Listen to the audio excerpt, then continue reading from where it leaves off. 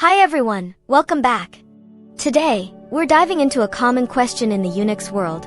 Can mount bind really replace symbolic links? Many people consider using mount bind as an alternative, especially when dealing with different file systems or specific permissions. It seems like a neat trick to make a directory appear somewhere else. But are there any hidden downsides? Let's explore the drawbacks of using mount bind as a substitute for symbolic links. First, mount bind operations are not persistent. When your system reboots, these mounts disappear completely. You need to manually recreate them every time. Or you must add a permanent entry to /etc/stab to ensure they come back after a reboot. This adds significant configuration complexity and overhead. Symbolic links, however, are just files on the file system. They exist permanently until you delete them. They survive reboots without any extra configuration or system-level entries. Second, mount bind can be incredibly confusing for other users or even for your future self. A symbolic link is obvious to spot. The lsl command clearly shows it as a link, indicating where it points. But a bind mount just looks like a regular directory or file. You won't see any special indicators with ls. You need to use the mount command to discover its true nature. This lack of visual cue makes troubleshooting much harder.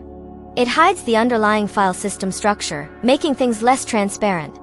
Third, mount bind operates at a kernel level. It creates a new mount point in the current mount namespace of that specific system. This means the bind mount only exists locally. It's not part of the file system itself in the same way a symbolic link is. If you copy the parent directory to another machine, the bind mount does not travel with it.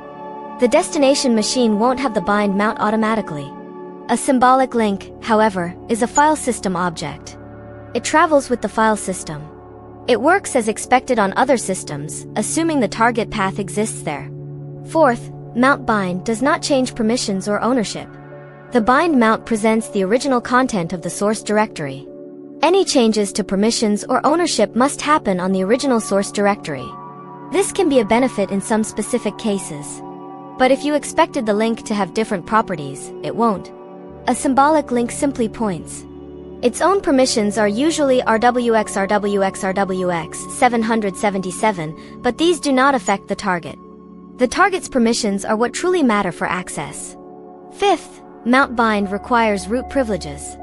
You need to use sudo or be logged in as root to create or manage them. Creating a symbolic link, on the other hand, usually only needs write permission in the target directory. This makes symbolic links much easier for regular users to create and manage without needing elevated system access. Sixth, bind mounts can lead to unexpected and tricky behaviors. If the original source directory is unmounted or deleted, the bind mount might still exist. It might show an empty directory. Or it might show stale data from when the source was last available. This can be very confusing to debug. A broken symbolic link is clear. It shows up as a broken link or no such file or directory when accessed. This makes errors much easier to identify and fix quickly. Finally, mount bind and symbolic links serve different primary purposes. Mount bind is for making a subtree available at another location on the system. It's often used in CRUD environments or containers for isolation. Symbolic links are for creating aliases or shortcuts within the file system hierarchy for user convenience. Trying to force one to do the job of the other can lead to these numerous drawbacks. It often overcomplicates things when a simple symbolic link would suffice perfectly.